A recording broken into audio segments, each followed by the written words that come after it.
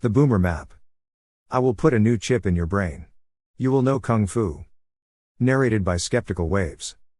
Published Wednesday, January 25, 2023 by Curtis Yarvin. I don't read about myself, but I make exception for a certain kind of hostile effort post. One recent and admirably short one is Damon Linker's The Red Pill Pusher, which deserves to be taken seriously, both because Linker used to be the editor of the highly respected First Things, and because at times the man is almost complimentary. But on boomers. TLDR, the only problem with Damon Linker is that he is a boomer. Or can I even say this? Is it a slur? The B word certainly has a rather nasty sound.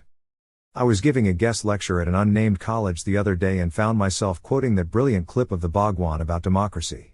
And while paraphrasing his guruness, I found myself saying, "Our word."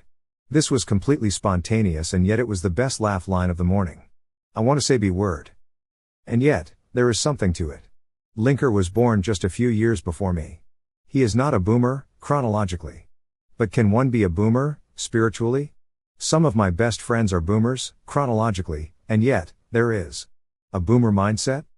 The boomer mindset is frozen in a pastel pre-1980s caricature of an America which I am still old enough to remember. I remember the bicentennial. It was awful. I cut my thumb on a chicken wire float. I was sad and angry and scared when Mondale lost. Reagan was my Trump. I believed in the whole thing. The whole show. NBC and ABC and CBS, plus PBS for the classy people, that was us, of course. The spiritual boomer may be young or old. He is a man who lives on the boomer map. He lives his life as a character in the boomer story. To free him is not to change his mind, not to move him to a different position on the map, a different role in the story, but to change the channel, close the book, to sweep his mind away to a different map. Our boomer is the American equivalent of the Russian Savok, the Soviet man, who takes the whole Soviet narrative seriously. When the Savok studies Marx-Lenin thought or goes to a state-approved demonstration, he really feels good about himself, he is genuinely doing the right thing for the workers and peasants. Or whatever. And if he did not go to the demonstration, he would be a bad person, who was mean to the workers and peasants. Millions and millions of people really believed in this. Ultimately, we cannot communicate with the boomer because our ideals and proposals do not make sense in the boomer world, they do not exist on the boomer map. But why remain on the boomer map? The 20th century was a long time ago. We are all less attached to its institutional legacy than anyone is supposed to think. And no one, regardless of birth date, can be taken for granted or written off as irredeemable. Linker is trying to think and is almost there. Let us see if we can pull him the rest of the way from his unfortunate century, with some old blogosphere-style fisking. Origins of the Boomer Regime. After the inflammatory title, I am not a pusher, I just like to help out my friends, I actually got halfway through The Red Pill Pusher before anything I disagreed with Linker on. He even flatters me a bit. Then, slightly worse, quotes me out of context. We don't just live in something vaguely like a Puritan theocracy. We live in an actual, genuine, functioning if hardly healthy, 21st century Puritan theocracy. My point, which dude is completely missing, is that the cultural and ideological agenda of late 20th century progressivism is historically continuous with the religious agenda of mainline Protestantism, which is the same thing as the English dissenter or Puritan tradition going all the way back to Cromwell. I always point skeptics to a primary source, this 1942 Archaeopteryx of the transition. For instance, the 4 and 8 establishment of the post-war era is the pre-war mainline missionary establishment. New branding, same people, doing the same things. This is a nitpick. It's just history, who cares? More seriously, Linker's understanding of the cathedral concept is almost but not quite there. Yarvin intends the term cathedral to evoke the centralized unity of the medieval Catholic Church while also ironically highlighting the peculiar fact that our cathedral operates informally through the unself-conscious collusion of the elites who work in the leading institutions of our world, Harvard, Yale, the New York Times, the Washington Post, National Public Radio, etc. The elites who toil in these organizations don't perceive themselves to be enforcing an unchallengeable orthodoxy, just as those who consume the information they spew into the world don't think they're being brainwashed, but that is nonetheless what's happening. The cathedral rewards with praise and power those who affirm and reinforce the orthodoxy, and it punishes those who defy it with public disapprobation and ostracism from positions of privilege and influence in our society. This is like listening to Lamarck explain the transmutation of species. The cause of the cathedral's correlation, is the cause of leftism, is an evolutionary phenomenon. Our problem is that the world is run by a regime with a long-run structurally leftist bias, it evolves leftisms. On Mars, the same regime structure would evolve the same ideas. Oligarchy is inherently leftist, just as monarchy is inherently rightist. All these elite institutions are highly meritocratic tournament economy positions in which everyone is very smart and usually even very cool. In our oligarchical system of government, the marketplace of ideas that matters is the marketplace of ideas within the winners of these tournaments. In technical or purportedly technical fields, it is the marketplace of ideas amongst prestigious academics. The engineering problem is that when a marketplace of ideas makes final decisions, the marketplace is polluted with power. When the marketplace is polluted with power, its ideas compete not just on their wisdom, but on their ability to generate power, for example, their power to attract, or reject, funding. This is why leftism always wins. Leftism is what generates more power. Leftism always has more energy and more excitement.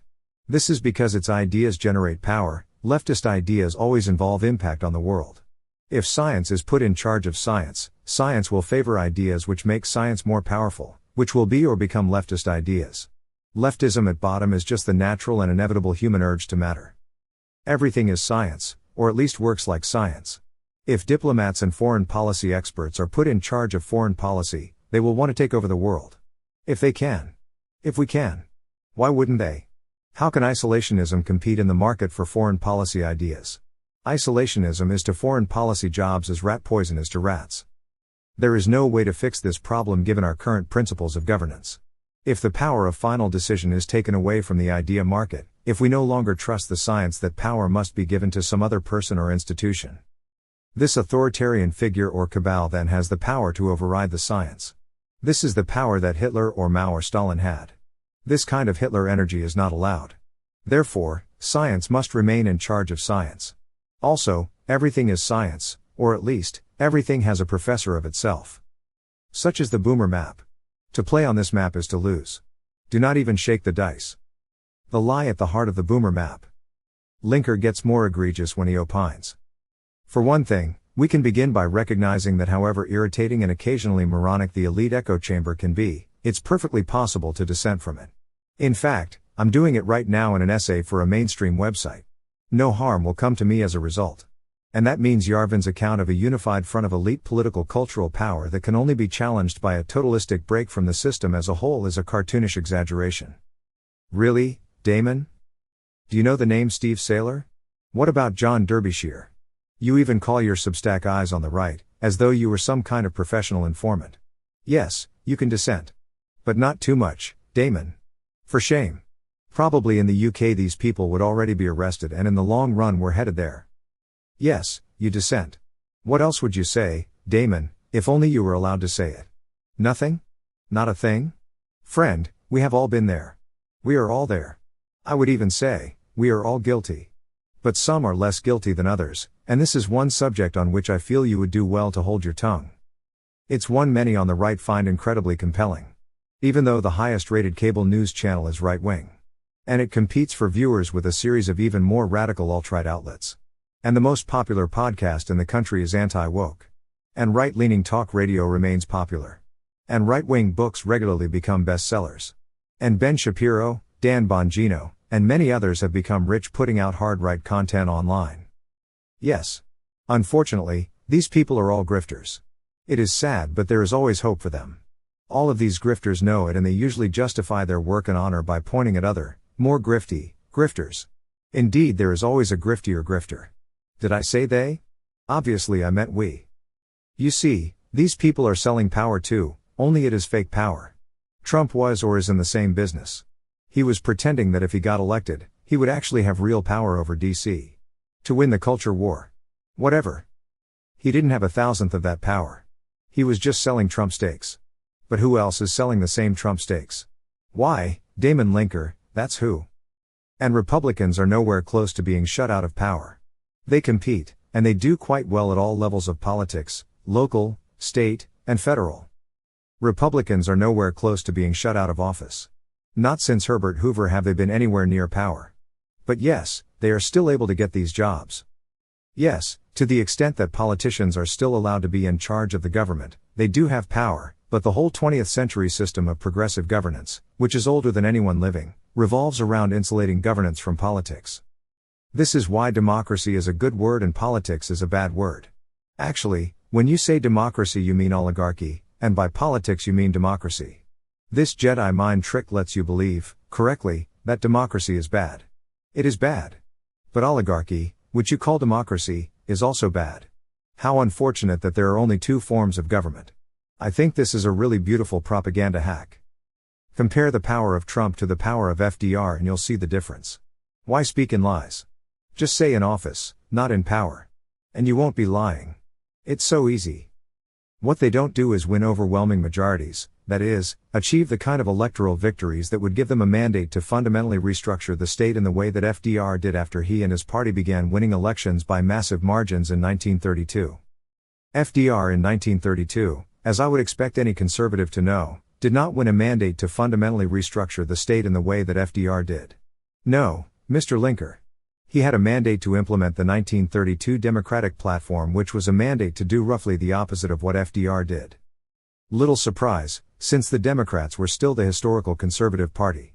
FDR was elected by an alliance of the progressive Atlantic upper crust with the solid South and the Catholic inner city. Both of which thought they were choosing wisely in this alliance. Imagine if they could have seen the world in, say, 1976. This Machiavellian maneuver by said upper crust, by NPR America, must be seen as an electoral hack. The old school Democrats thought they were using the progressives were using them. A person could stand to learn from this. Overwhelming majorities. I have read the Constitution a few times and, except in the corner case of overriding the veto, it says nothing of overwhelming majorities. It speaks only of majorities. In 2017 and 2018, the Republicans had a majority in all three branches of the federal government. There was no legal power that could restrain this triumphant elephant. Collectively, the GOP possessed the authority of Louis XIV, the notorious Sun King, and could have simply ruled by decree. Maybe an executive transition office in the White House would just draft court orders for the Supreme Court to rubber stamp. What did the Republicans do with this power? Overthrow the deep state? Drain the swamp? Repeal the New Deal? Rescind the Administrative Procedure Act? Lol. With discipline and organization and purpose, the Republicans could have done anything. Instead they did nothing. This is because if my aunt had balls, she would be my uncle. And if the post-Wendell Willkie Republican Party were not a grift, it would not be the grand old party. We must concede that Linker has a point in dissociating himself from this grand grift. Maybe I am a leftist too. On the management of public opinion. Linker concludes his essay in what I have to say is a weird direction. That's why Yarvin's red pill politics is best understood as an expression of desperation. He and his admirers want to make sweeping changes to the country, but they can't seem to win the popular support required to make those changes happen. Which is an odd way to end a text that started us off with. I first heard of Curtis Yarvin at some point late in Barack Obama's second term. He was just radical enough to grab my attention but just absurd enough to lose it within 5 minutes.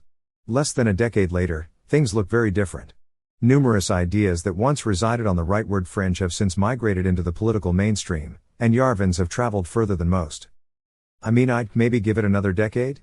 Gosh, people these days are so demanding. I think it's more accurate to say that the country simply isn't as right-wing as Yarvin and his acolytes would like it to be. I think it's more accurate to say that the country misunderstands what it means to be right-wing. And overwhelmingly, they do not want to be the thing that it is not. But on the boomer map, it is the thing it is not. The only solution is to educate the country to a new map which matches the territory, on which everything is the thing that it is. Some seek to further this education and others seek to frustrate it. This is the Gnostic Matrix battle that has Linker's panties in a knot. I will put a new chip in your brain.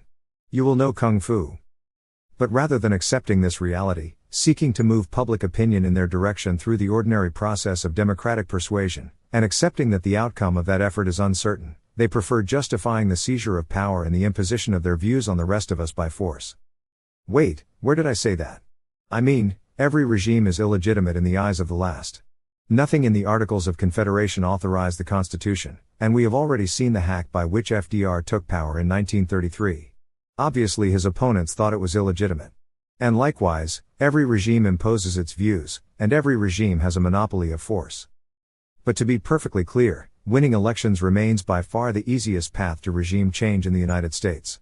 What is not the easiest path, not even a possible path, is Linkers seeking to move public opinion in their direction through the ordinary process of democratic persuasion.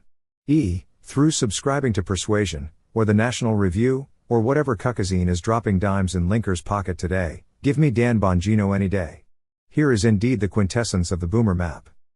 Managing public opinion.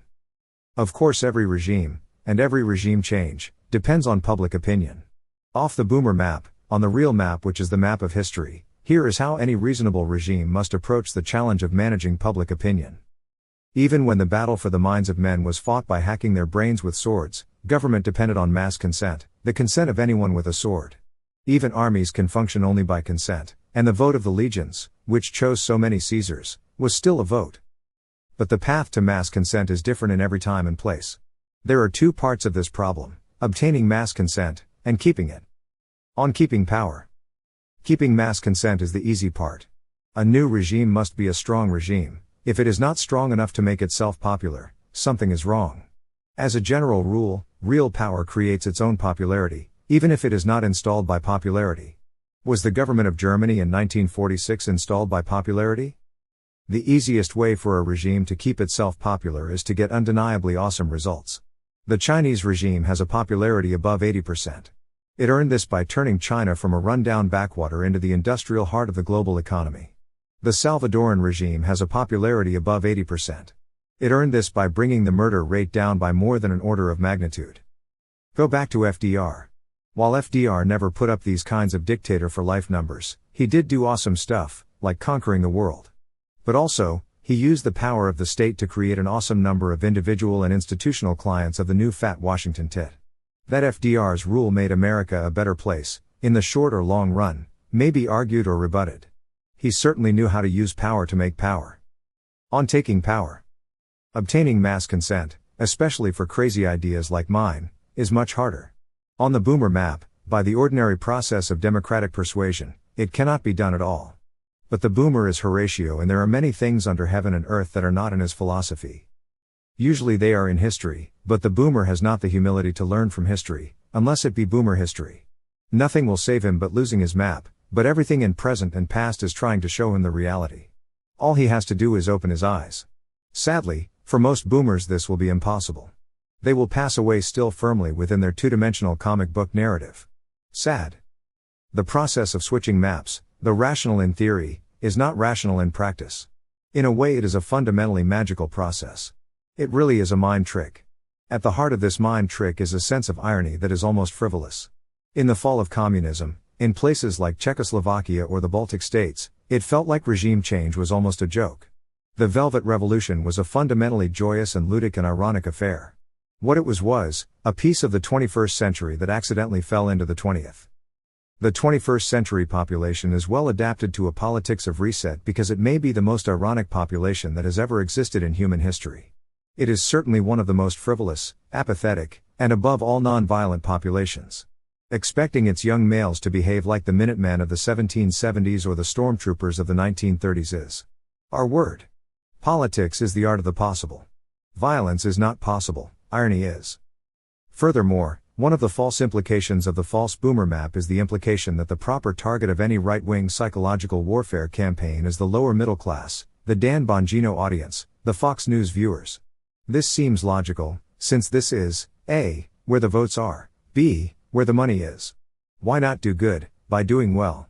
Many of my dear conservative fiends have made this clearly sensible choice.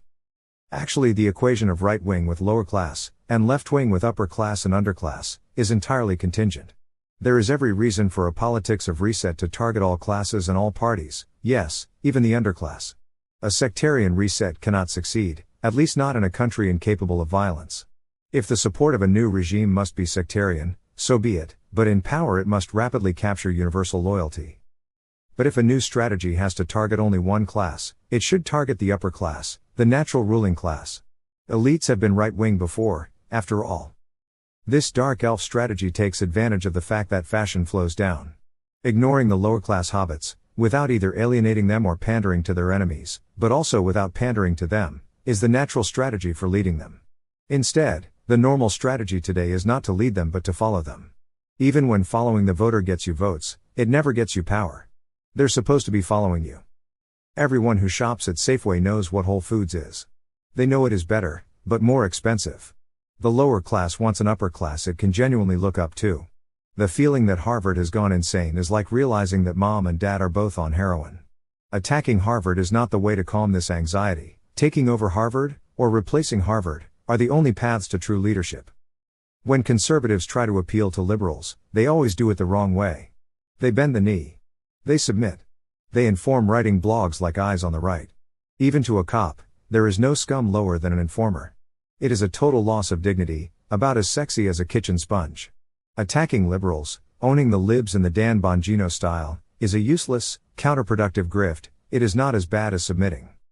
The right way to own the libs is actually to own them, to make them ours, not to submit to them, not to assault them, but to seduce them. The libs need to be into us, the way Patty Hearst was into Donald DeFreeze, General Field Marshal Sonk. Libs cannot get their rocks off without some kind of a cult. It must be a cult of power. Elites are attracted to power. And in the moribund bureaucratic hulk of the deep state, which long ago was FDR's bold young dynamic monarchical regime, power is hard to come by. Tracy Flick has a long, penurious path ahead of her as an unpaid intern and shit Tier Hill staffer before she gets to matter at all. It will take a lot of ass kissing, or worse, and also a lot of luck. Even for young Hillary it was way easier. When a new regime, which does not exist, but could, is postulated, it has not actual, but potential, power. While the possibility still seems distant, it seems to be getting less distant. And the quantity of power this event would liberate would be absolute. These numbers, multiplied, define the attraction of potential power. History shows that elites are very much attracted to potential power. This, not the suffering of the workers and peasants or whatever pretextual nonsense, was the driving force in every leftist revolution from the 18th century to the 20th. In the 21st century, leftism, having conquered, has very little potential power. It has very little left to conquer. Any incremental power will be divided among a very large number of mouths. There are a very large number of professional leftists. Rightism, however, has a small number of early amateur enthusiasts, dividing up a gigantic potential pie of absolute power. Maybe you subscribe? Subscribe now.